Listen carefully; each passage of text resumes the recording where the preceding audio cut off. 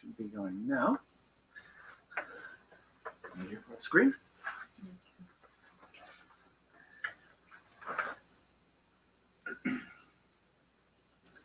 Okay, very good.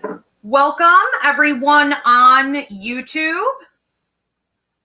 Going to give this a second for a few people to tune in before we go ahead and get started. If you are tuning in on YouTube, you could let us know if you can hear and see. All right, that would be really helpful. We're going to wait and make sure. We're good on TikTok. We're good on TikTok. Okay, thanks guys. And we're good on YouTube. Thank you, Vanessa.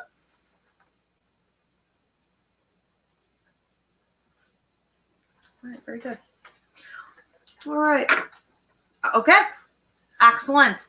All right, so welcome everyone to Sunday service. This is Roots Revival InterFaith, where we focus on normalizing intuitive intelligence.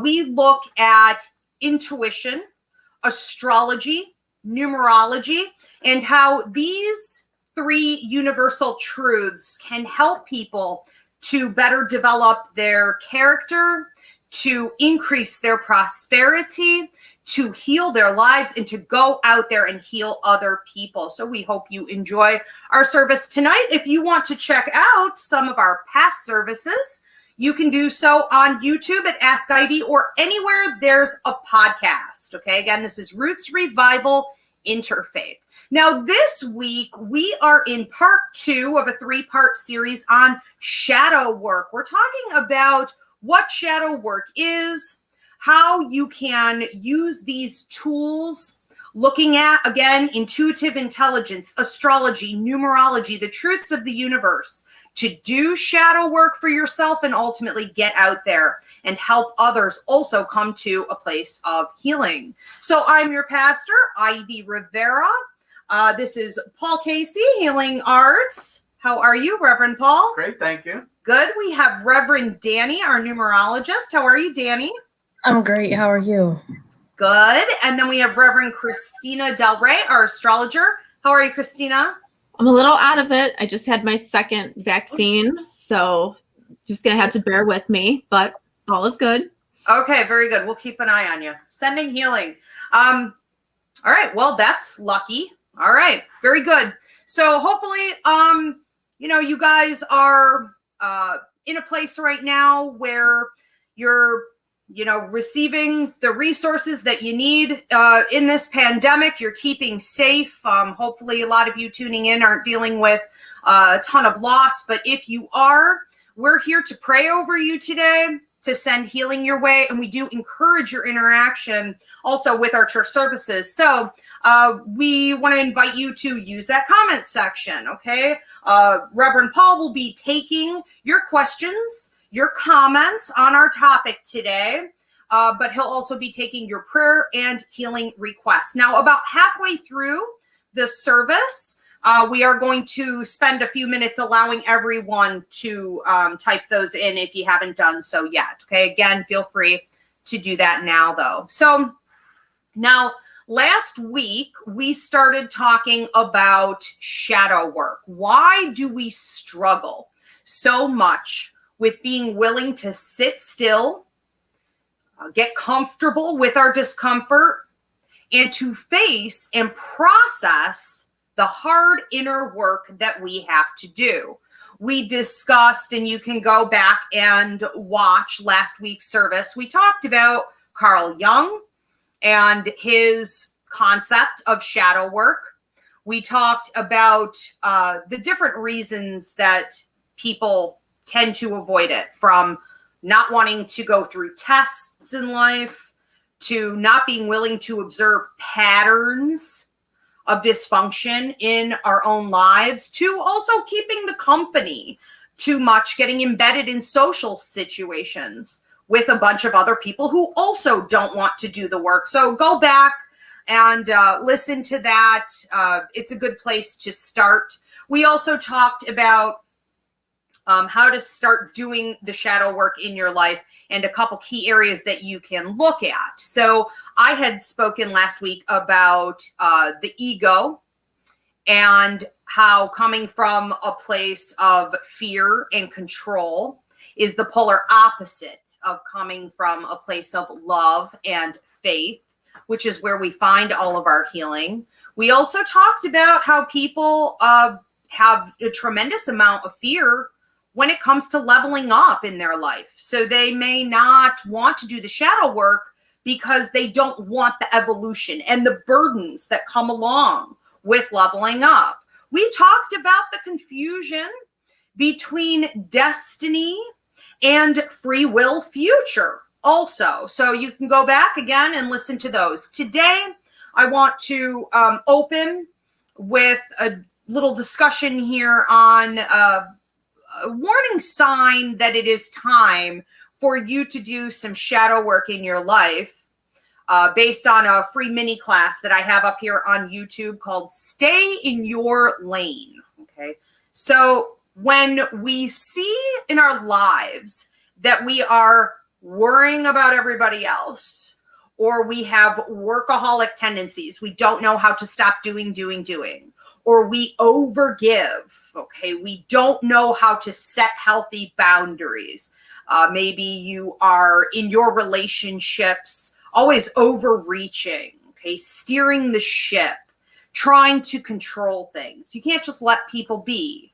You can't just accept relationships for where they are. You have to make it better. You have to make it fit your agenda. If you find that you have sort of a martyrdom mentality or a victimhood mentality, you're always overdoing it, okay? This is a sign that it's time to do some shadow work because you don't know how to stay in your lane. So check out that class that's up in the playlist to really break it down. But ultimately, what's important is to understand two different things. A lot of people come from a place of fear and ego with that, where they have almost a God complex. They probably suffered from some type of tremendous loss, maybe parentification, maybe abuse or neglect in childhood. You went through some type of hardship that caused you to think that you are the only one who can control your life or help your life or dictate where it's going. So it is sort of like this God complex. There's really at the root of this no faith in the universe, no faith in there being a bigger plan for your life. You feel that you are a victim to the circumstance. And a lot of people don't want to admit that, but that is the truth at the root of all of this. Now, we also see a lot of people with wounded healer syndrome doing this. So if you feel that it is somehow your responsibility to overgive, overcompensate, cross boundaries, enable others, I think that it's really important to realize that that's also coming from that same wounded place where shadow work needs to be done, because you are, instead of taking care of you, okay, healing you, dealing with your own stuff, you're out there doing it with other people. We also want to really remember that when we're doing this, we don't see good karmic payout there. And so that's just a big red flag that we need to be more mindful of. That can sometimes help you break that habit. If you remember that it's costing you prosperity, not earning you prosperity. We get negative karmic kickback when we enable others, we cross boundaries, we get outside our lane. You are anointed in life to do what you're here to do, not what everybody else is here to do, okay? I know a lot of you who tune in are into activism, or maybe you're in the healing arts, or maybe you're in the medical field, okay? When we get into that type of work, we can really find that it becomes this all-consuming disruptive thing at different times that can steer us wrong. So I think it's really important to be mindful every day about what it is that you're called to do for that day, and don't allow the outside influences or the pressure of healing and fixing overcome you, right? So I also want to talk about the still small voice, another free mini class that we have up here on YouTube if you go to the playlist. That will break it down for you. But I find that a lot of people don't do the shadow work that they need to because they don't understand the difference between their feelings, their emotions, their imagination, their logic, and their actual intuition, their inner God, their gut instinct. And if we don't know what to listen to, if we don't learn to trust that, we can stay out at sea our entire lives.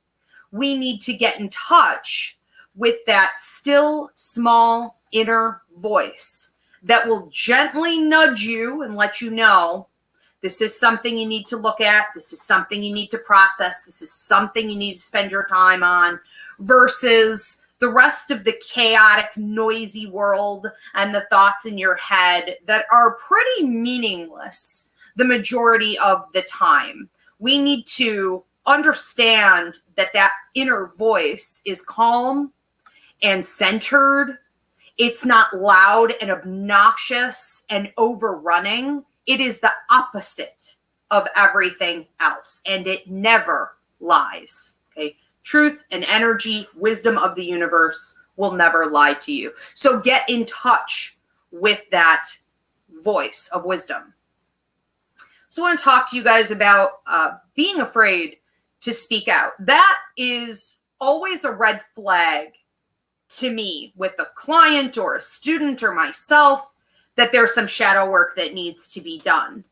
So if you have a closed throat chakra, if you find that maybe it's even manifested, so now you have like chronic allergies or swollen glands all the time or thyroid problems, okay? Really a closed throat chakra can go anywhere from the lungs on up, okay? So we're also talking sinus infections, all kinds of things. If you find that you were at some point oppressed, you knew better than to speak out, there were harsh consequences, you may have developed some pretty toxic habits that you're now inflicting upon yourself, where you either, number one, aren't speaking your truth, or number two, you did speak your truth, but it was rejected, you were disrespected, it wasn't embraced and received, no changes were made. I think what too many people do with the closed throat chakra is they decide, okay, well, I said my truth, I spoke up, it didn't work, oh well. We don't understand that we have to take it to the next level. We're going to have to push for those boundaries, that change, whatever your agenda is to protect yourself. And if you're not willing to do that, if you've become stagnant in the communication process, if you're afraid to speak out boldly for what you deserve, for what is rightfully yours, we need to do some shadow work in that area. So, we need to look at that. Now, the last one I'm going to mention, and then I do want to open this discussion up to the other reverends. And of course, you guys, if you are posting your questions and comments, we're going to be interacting with you in a moment here as well. But the last one I want to mention is about forgiveness. It's about hatred. It's about bitterness. It's this sort of childlike, animalistic, reactionary, out of control disposition that we see more and more commonly these days. We need to be very mindful that any time this red flag pops up, that you do have some shadow work to do. And sometimes it's pretty subtle. Many of us just don't want to forgive someone because we feel like they don't deserve it or they didn't ask for it. And we don't want to deal with that. We're fine. We're doing fine. We're just going to keep walking. We're just going to keep blocking that out. We did a free mini class on this. Was it this past week? Yeah. What was it called? How to confront and forgive. Oh, so that's sort of a combination. It was called How to Confront and Forgive. Okay, so I think that would be worth checking out if you have this issue. We have another class up here called How to Hate Less and Forgive More. Now, this is always going to be about shadow work at the core because we have unresolved hurt, painful feelings and issues at the hand of someone else. Yes, they are to blame. Maybe they don't want to apologize or take ownership for it, and you don't need them to do that in order for you to forgive. Forgiveness is not about going back and being a doormat and letting people walk all over you or putting yourself in jeopardy again. Many times we don't want to forgive because we're afraid if we do, it'll happen again. But that's not how this works. You aren't going to forget what happened to you. You're not going to have amnesia because you forgave. You are just going to be able to unburden yourself and open your energy back up so that the blessings and the prosperity and everything you've karmically earned in the universe can come to you. But when you don't do that, you've created a block. I think of it like a brick wall, and all of your blessings are on the other side, and you can't have them until you do this. Now, why did the universe set it up this way? It seems almost cruel, right? It's expecting too much of us. Well, I think it helps us with our growth and development in shadow work. We aren't here on Earth to be comfortable. Everything isn't, rainbows and butterflies and happy times. There's a lot of pain, and unfortunately, the Earth being the classroom that it is, it's sort of a battleground, a war zone.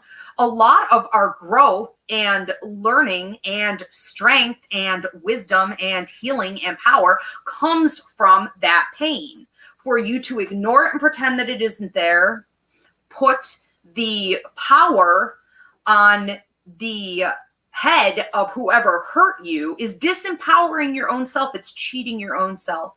So we have to look anywhere we may have this bitterness, unforgiveness, resentment, and it could be anywhere. It could be from the cashier at the grocery store earlier that day to the lady breathing on you, at the gas station who wouldn't put her mask on, to, an ex who hurt you, to your parents. It could be anywhere. It tends to hide.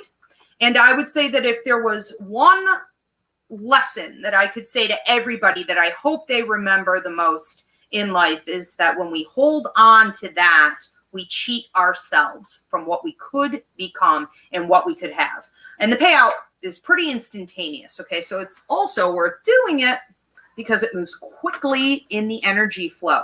All right, so those are the ones that I wanted to chime in on today. I want to open this up to you guys in discussion now. So I don't know who wants to go first.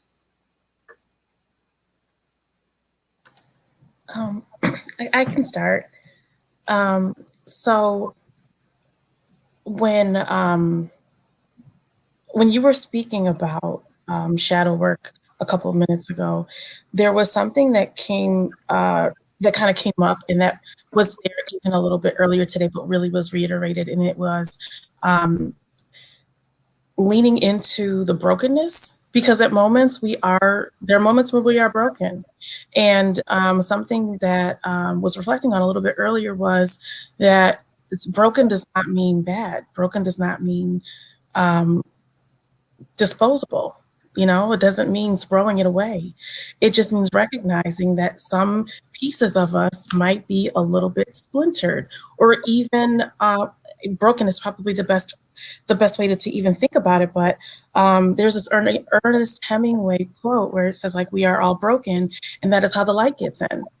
And I remember, like, on my own, still on the journey, but I remember it distinctly, like this moment where it was, I know I kind of alluded to it last week a little bit, but this journey of like this kind of sitting out time where God really was intentional about me focusing all of my attention on God, almost like a reset.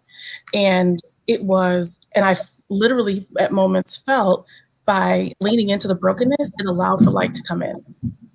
Literally, it allowed for the light to, and it's almost kind of like a cleansing when that happens.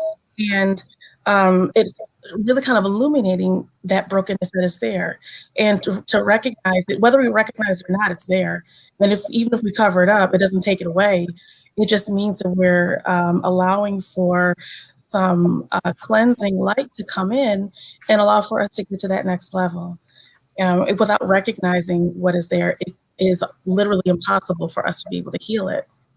And it's like when that light comes in, it's kind of like when I think about mediumship, where I know that you mentioned in our training, you describe how when one ancestor recognizes that we are willing and able to be a conduit or like a vessel, then it's like they bring their friends with them. And I kind of like see shadow work is the same way, like when that light comes in and when one ancestor is able to come in and help heal, then it's like, oh, okay, they want us. She wants us. Let me come in. But so others will come in as well. And it's just this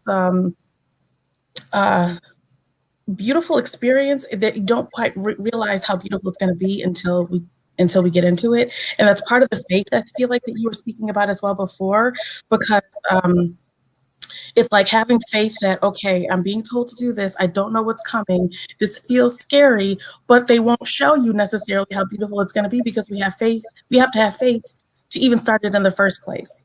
And so that's the brokenness is not only is it temporary, but it is not nearly as be all and end all as it might feel and seem at moments.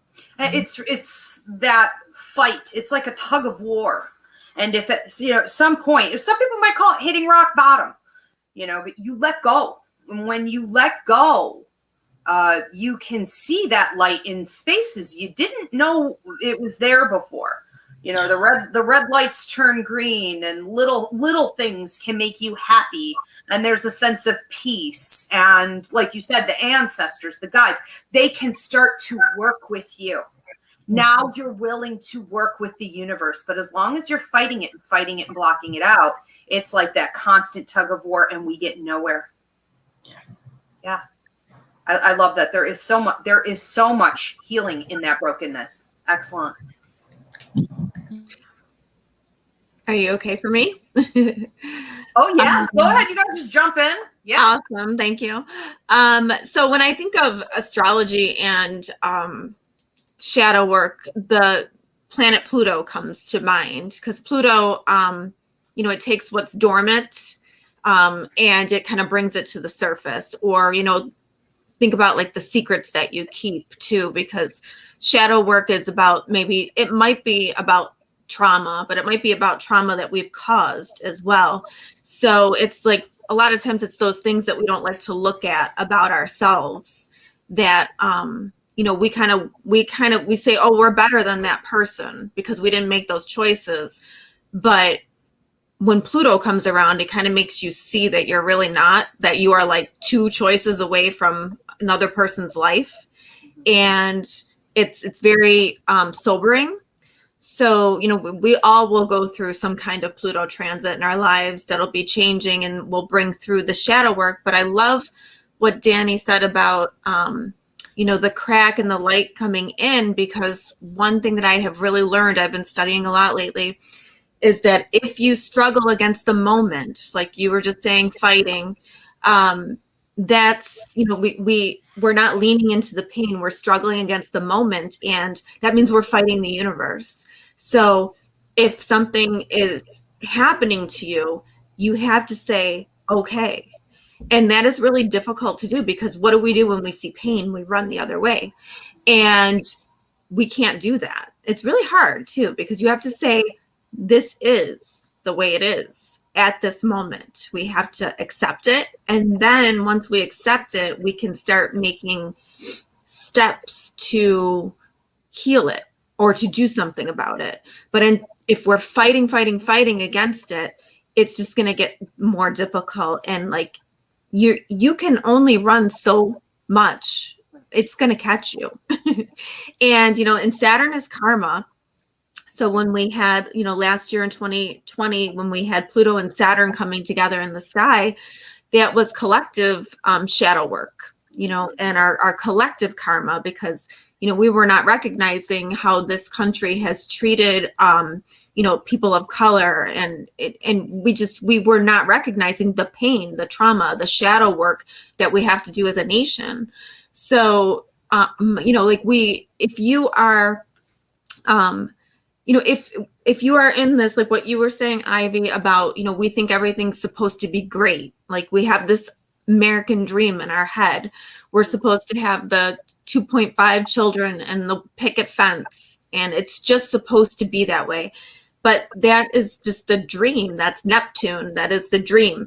That is not the reality. Saturn is the reality. So, if we think that, oh, well, life is supposed to be easy, why isn't it easy? Then we're going to be like, well, that's not what you came to Earth for, because then we would be stuck in ego. Well, everything goes great for me. It's wonderful. But like Danny said, when the pain comes, it's like there's an opening for you to realize that you're not just ego, that you are actually of spirit as well. And,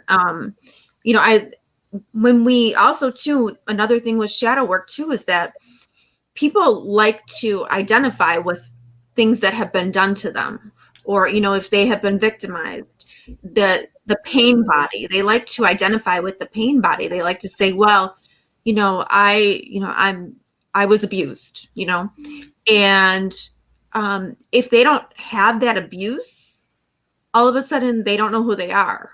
You know what I mean? Like if they get rid of it, they don't know who they are. So we're identifying with pain, and it's become who we are. And our, like you said about the mind, keep going and going and going. And the mind loops, it loops negativity and it feeds on negativity. So a part of shadow work, a big part of shadow work is getting quiet and allowing in spirit and allowing in your guides. And just like Ivy was saying, to work with you.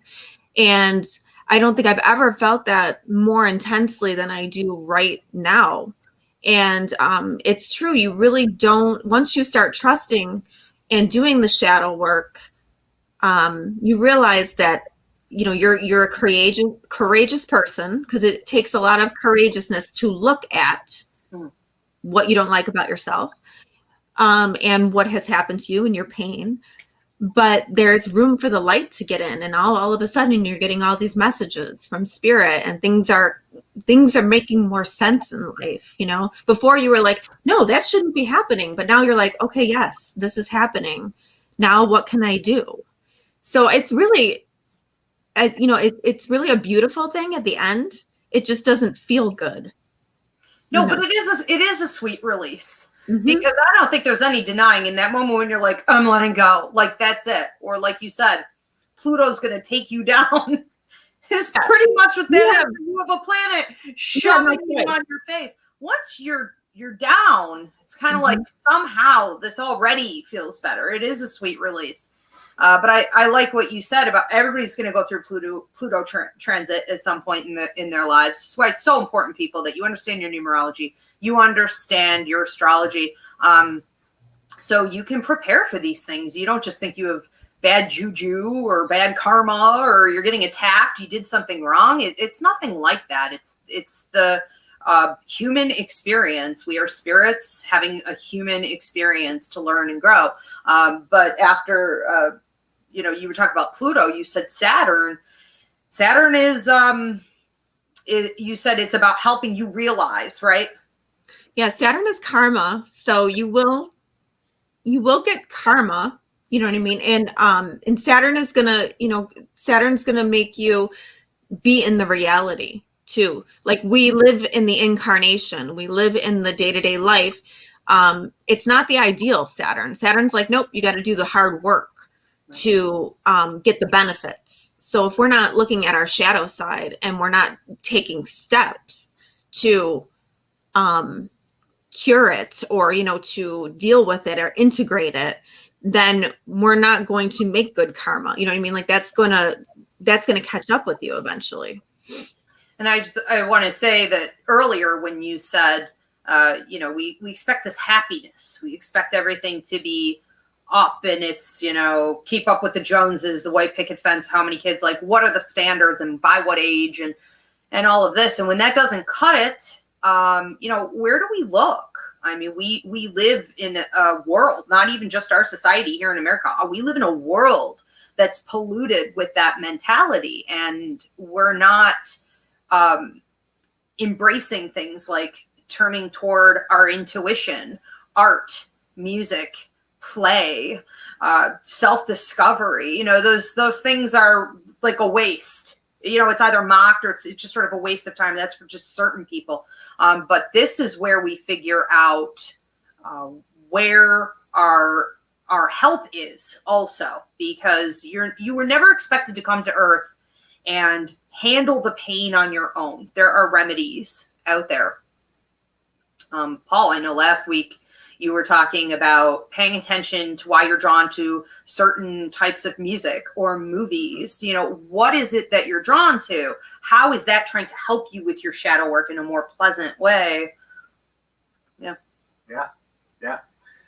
I like that when Danny had said about being broken today, that brought this image in my mind. There's a Japanese art form called kintsugi, where they'll take pottery that's broken and they'll mend it together with gold, and that's in a sense that you kind of don't hide what happened to it. It adds to the history of this piece.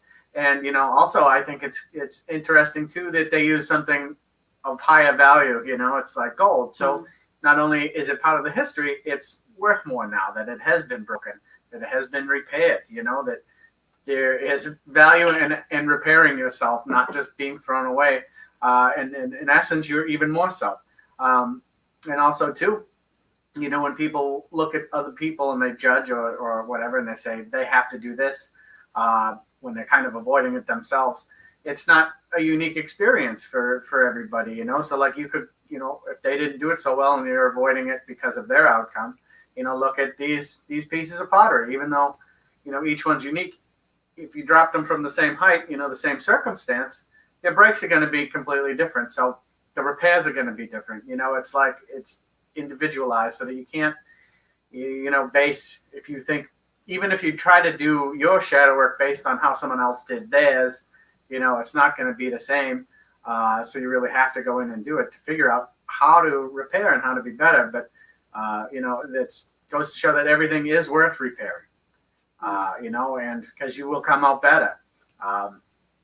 If you do it the right way, like with this art form here, and I think a lot of people just want to hide it. Obviously, they don't, even if they do the work, they want to hide the fact that they had to do it, that they showed weakness. And there's a song I like, and there's a line in it. So what's so wrong with being wrong? And it's something we just avoid all the time.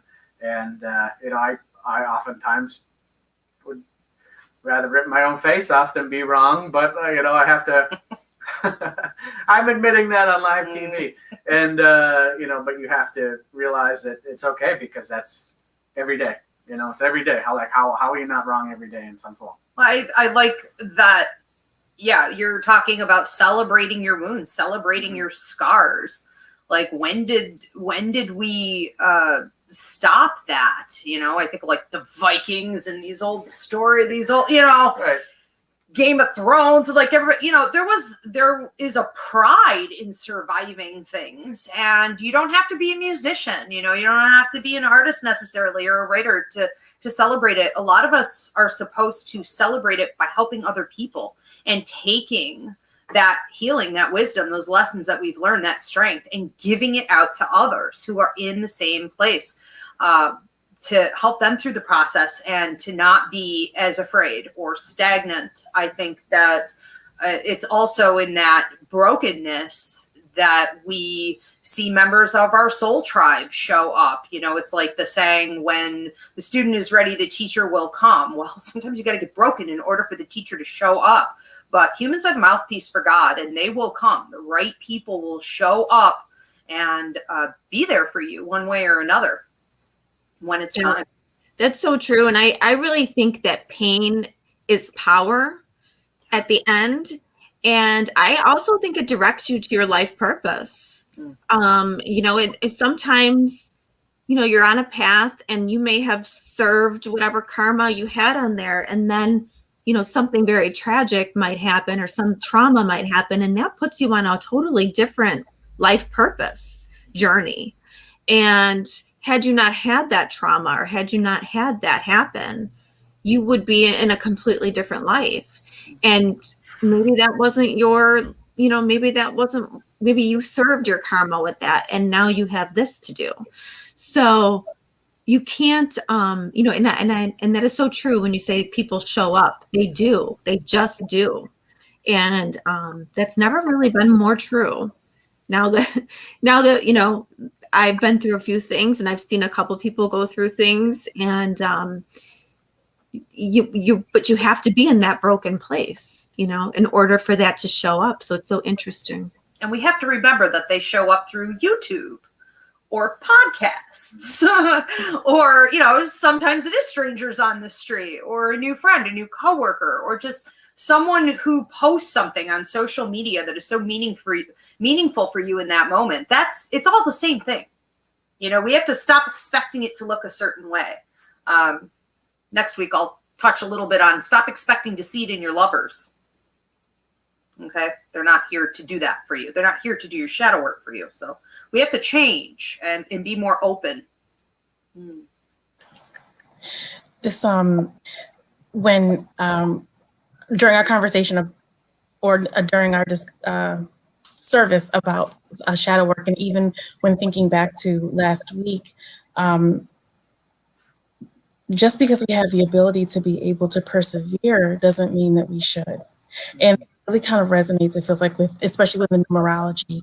Now, even though all of the numbers have their light and shadow aspects, for folks who's, like I know we've spoken in previous sermons about services about the life path number, the path that we walk, the expression number, who we are in our totality, and our heart's desire number, who we are at our core. And with those specifically, those three numbers that are so powerful for us, for anyone whose numbers are 1 or 4 in any of those aspects, those are folks who, with number 1 being like in terms of leadership and self-reflection, number 4 being the person or having the willingness to do the hard work and to take the long way in order to do the hard work.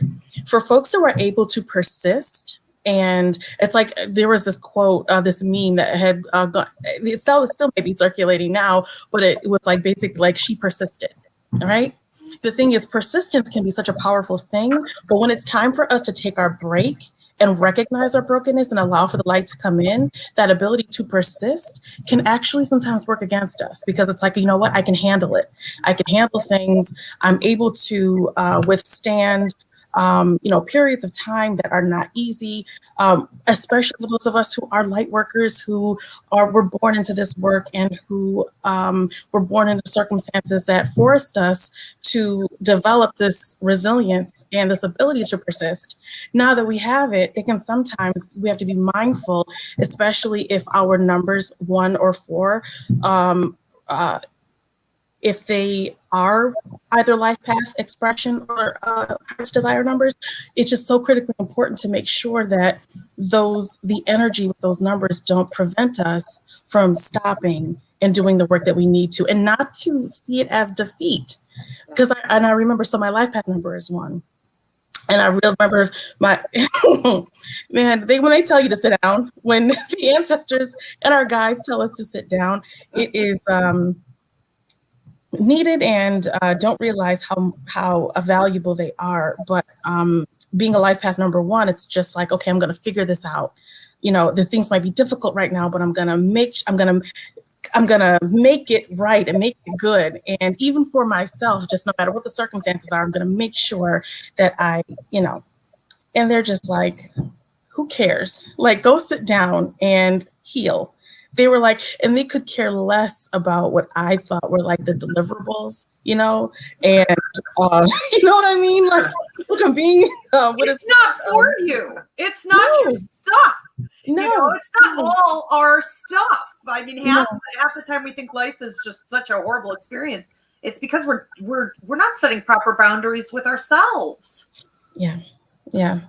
And especially for folks who, I know we spoke like in our mini class on the marginalized, and how it's like when sometimes women and folks LGBTQ, folks of color, when there is this expectation that we handle a lot and hold a lot at all times.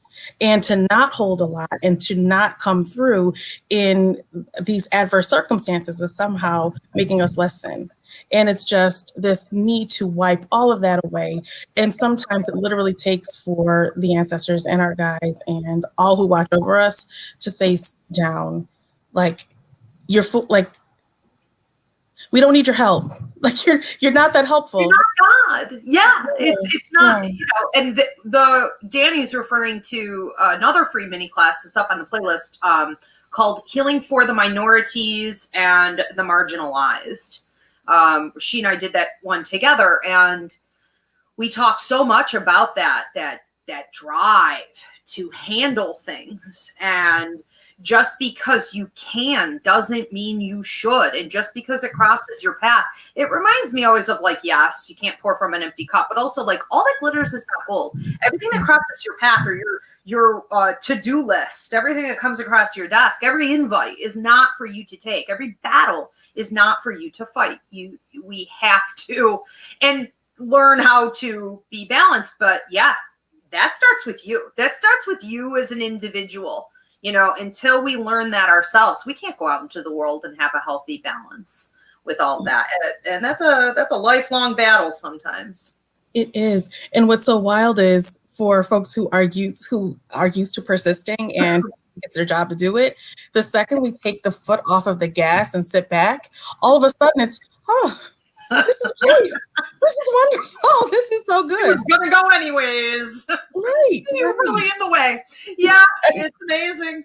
I know earlier we were talking about, and then I do want to get to the question and comment section here, and we'll continue the discussion. We're going to get into prayers and healing here in a minute too, but we were talking about numbers showing up that may indicate that it's time to do some shadow work. Earlier we were talking about the number 5, or, you know, maybe the number 7 is about truths, you know, being revealed. And I remember going through a time where I was holding on so tight in life. I didn't want to let go of a situation because it was going to basically have a snowball effect where I was going to have change in all different areas of my life.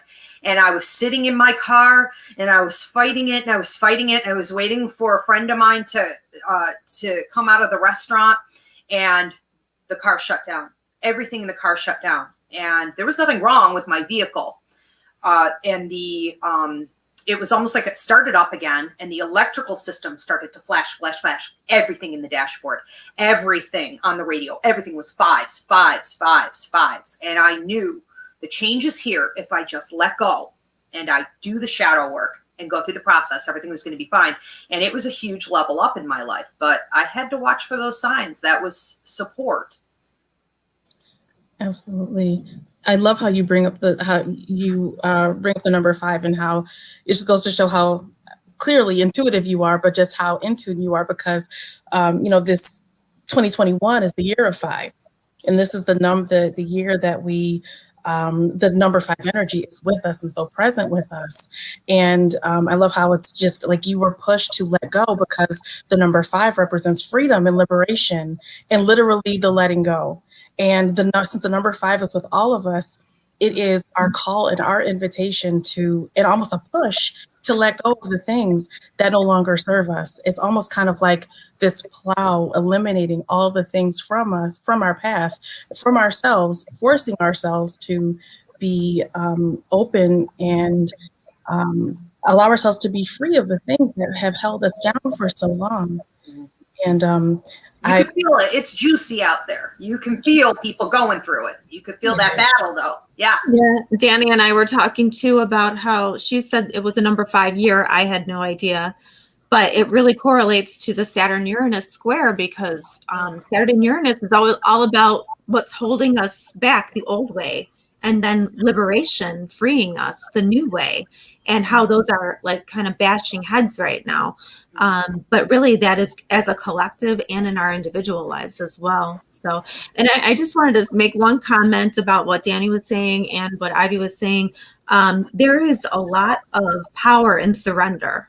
If you can surrender and give it to God or give it to whomever you believe in, There is a lot of power in that. You can only do so much. Like you said, you are not God, but you can give it to God, and things will happen for you too when that happens. Amen.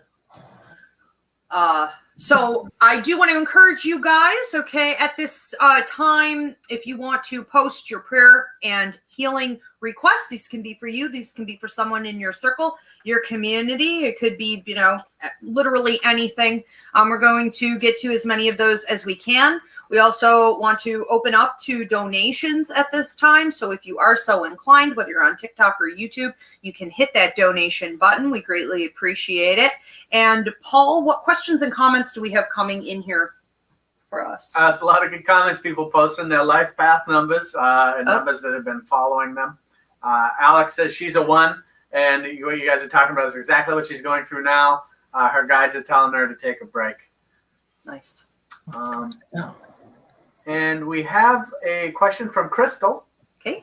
Who asks, how can you tell the difference between your intuition telling you to be cautious and your anxiety telling quiet lies? Well, that's why in the beginning of the church service today, I talked about a free mini class that's up here on my YouTube at Ask Ivy. I don't know which she's on, but on they're both Ask Ivy, TikTok and YouTube. But go on to the playlist here on YouTube. It's called The Still Small Voice. Now, I did another one called Emotion versus Intuition. And I believe we did another one called Logic versus Intuition. Now, we also did, if you go to the playlist, Roots Revival, Interfaith, some of our first church services that we did were on this. We did one on emotion versus faith. We did another one on, I believe it was fear and worry versus faith. And we did another one on logic and intellect versus faith. So you have to study. You have to get educated. And you have to remember that you were programmed from the time you were born to do the polar opposite of what you should be doing.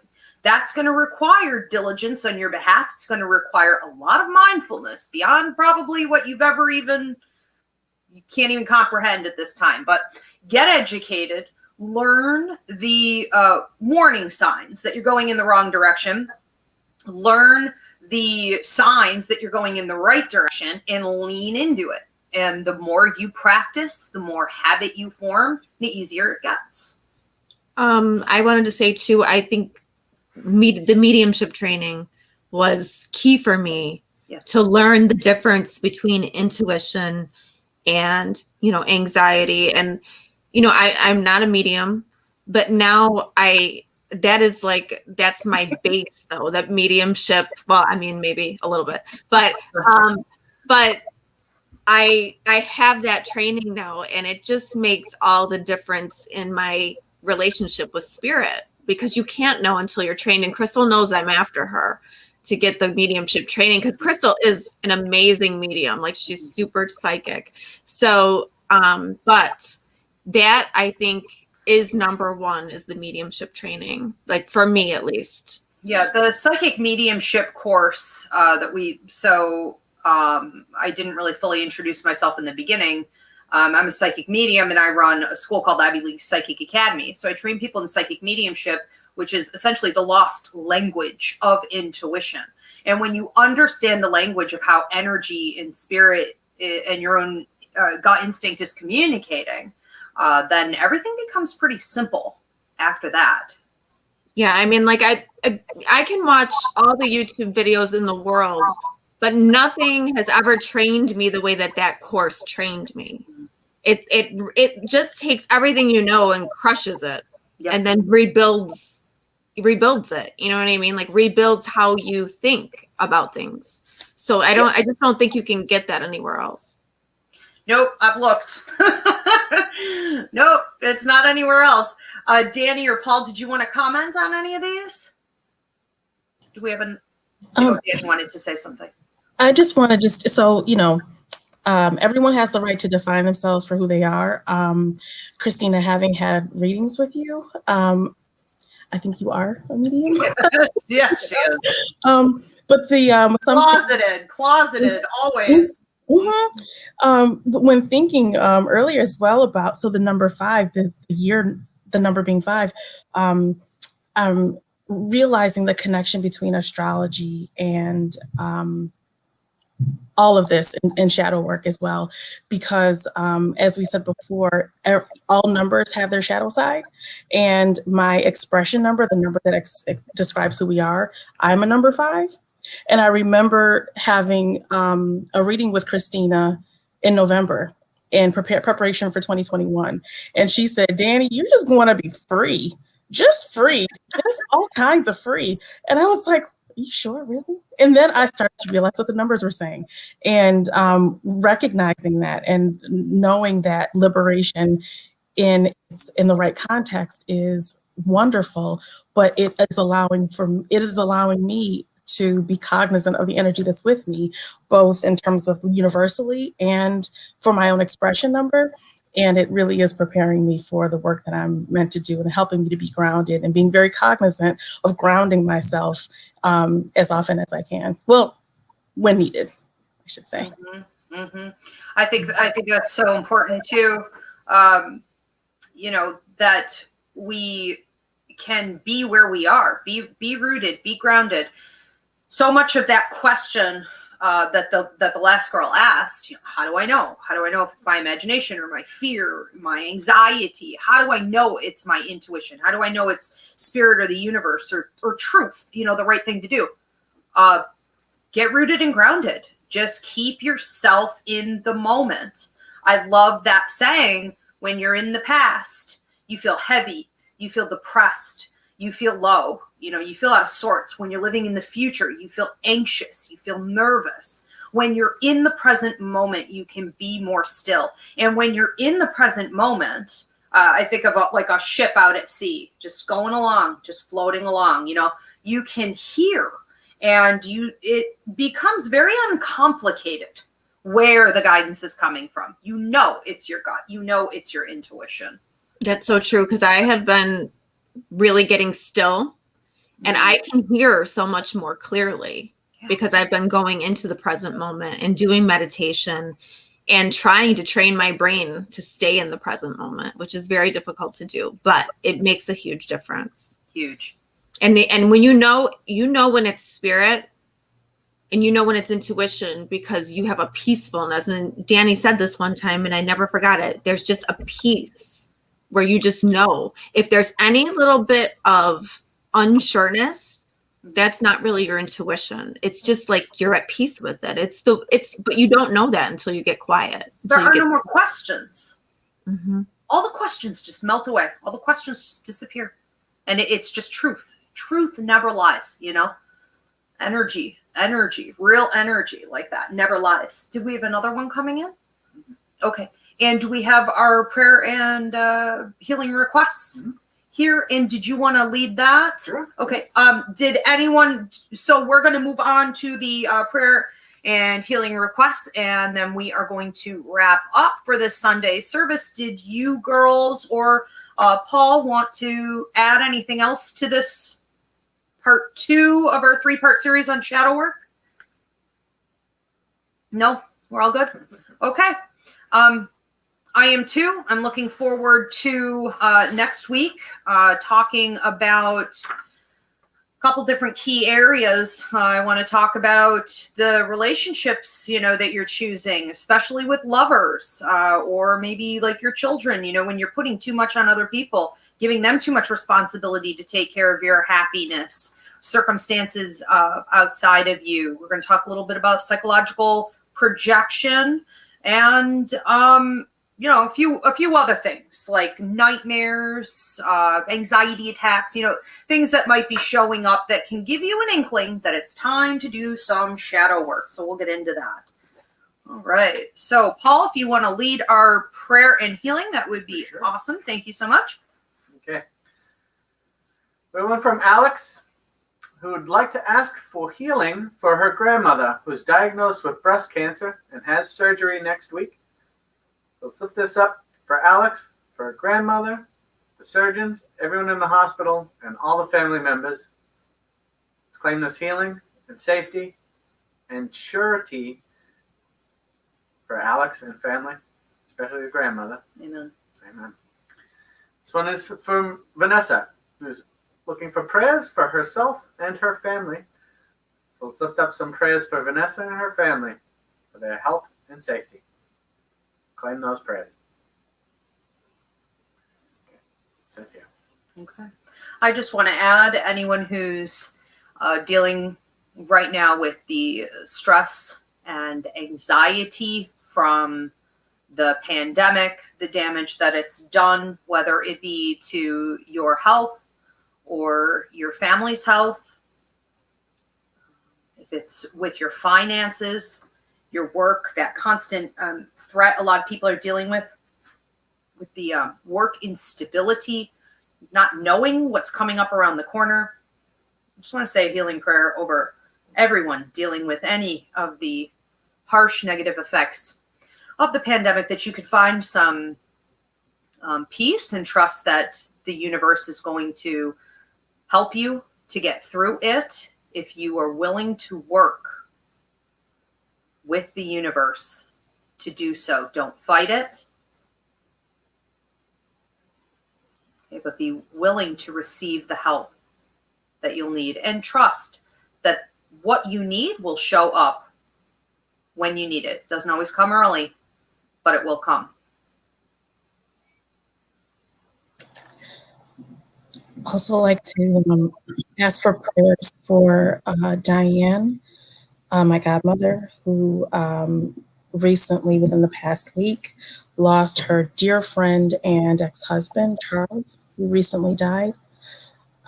Prayers for her and the family who have experienced multiple deaths in a short period of time. And also asked to lift up anyone who has experienced multiple losses, especially in a short period of time.